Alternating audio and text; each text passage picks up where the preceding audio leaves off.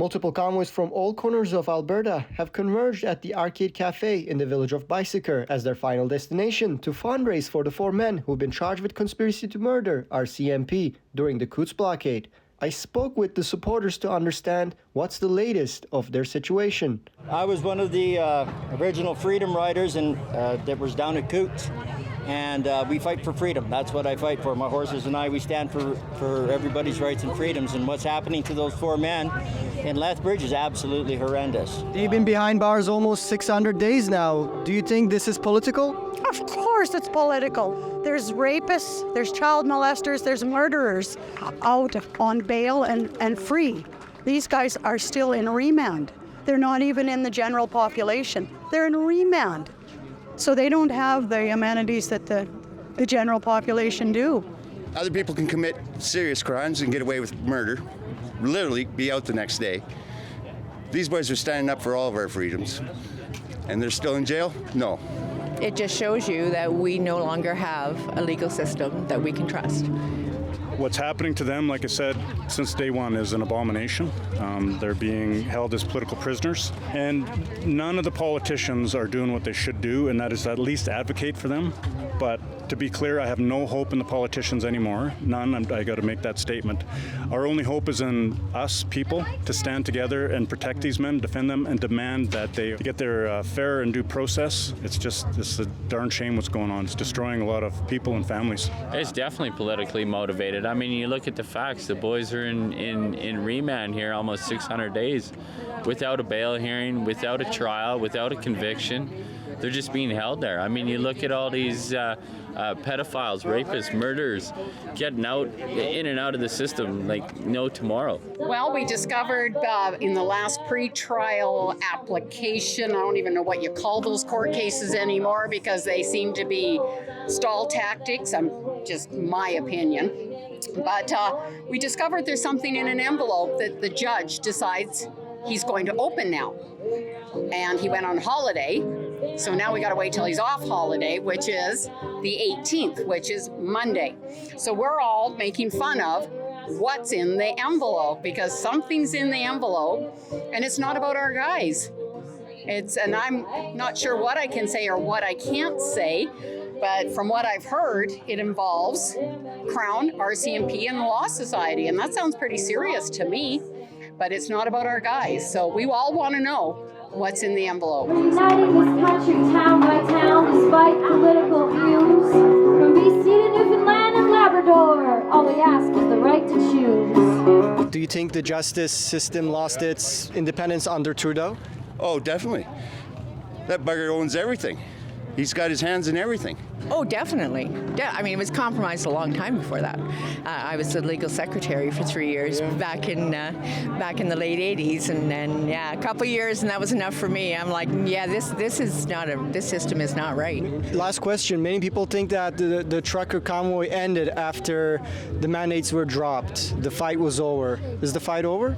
The fight is long from over. As long as these men are in prison, as long as individuals like James Sowery and Pat King and Tamara Leach and Chris Barber are going through their ordeal. Pastor Artur Pawlowski is going to court on Monday for his sentencing.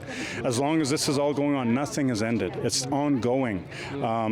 People are back living their lives, but they've forgotten. They've forgotten what these people did for them. That's put their neck on the line for them, and they're still going through the meat grinder. And so again, I hope people stand up and understand this is long from over. Is the fight over? It's only just begun. So, ma'am, I understand you were a truck driver and you were in Coutts, and I understand you have a law enforcement background and you can smell a spy from 10,000 kilometers away. Can you please tell us your story, what you witnessed? Trained police dogs, and I have full search, seizure, arrest. I have police handcuffs that the serial number is registered to me for life. And I have a lot of friends that are SWAT and undercover officers that are ex-airborne members. And there's a way that you move. And I had two women come up and try and get me to run guns in on horseback. They pushed and pushed and pushed until I literally got a crowd of people together to get them away. And we took them over to the police and said they're trying to bring guns in. And the police did nothing. So when they do that, I know there's something up.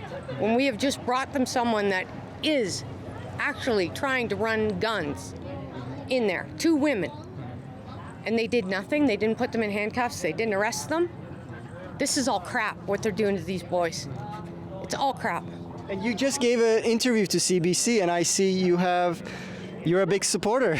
I'm a big supporter of CBC, and you're darn right I told them what my opinion is of them. No, I don't care. I don't care. They can put it out there. I don't care. What did you say?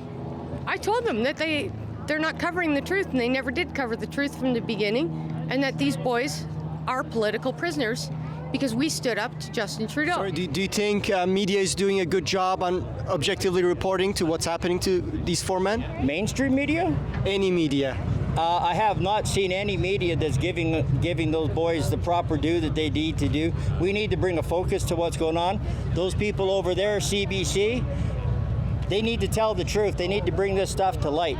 They're going to turn this into some kind of sick event and miss the whole purpose. The whole purpose of this event is those boys down in Lethbridge or wherever they're being held at this point are being held against their rights, against the Charter of Rights and Freedoms, and I think they need to be let go, and anybody that stands in the way should be tried for that. Anything else in your heart that you would like the world to know? I want everybody to wake up. I need them to understand that what's happening in this world is wrong. And the media, CBC, doesn't matter, global, they're being misled. Find an independent media source, much like yourself. You need people that are going to tell the truth and bring a light and shine a light on what the injustices that are happening in this world. And I think it's happening, but we need it to happen at a bigger rate. I don't stand here or ride my horses for any other reason other than the fact that I'll stand here and I'll fight for your rights. I don't know who you are. I'll fight for your kids' rights, who you don't even have any maybe. I'll fight for Antifa's rights. We all have rights. I was in Ottawa. I went to Ottawa with the truckers, and I actually caught Global TV lying. Yeah. And I went up to them after they were done, and I said, "You lied. Like, you actually lied." Yeah. Right? And of course, I was told to get lost. CBC is going to be defunded. It's got to be defunded. They're taking money out of my pocket, out of everybody's pocket, and then pushing a narrative from Trudeau. Fuck that. Yeah. Fuck him. And fuck them. Anything else in your heart that you would like the world to know? You know, Canada used to be free. We used to stand up for our rights.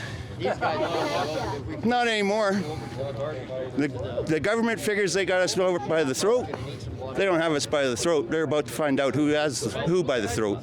Next election. Fortunately, I had to let them stand in the sun for a while because I was really busy. And they requested an interview, and I said to them, no. I said, where have you been for the last 580 days? I said, you may not be able to talk about anything regarding the publication ban, but you could have been talking about due process and why the men are in purgatory in a remand cell. And, oh, yeah. And I said, no. I said, I have zero trust with you. I'm sorry, I won't interview. I'm not willing to do an interview.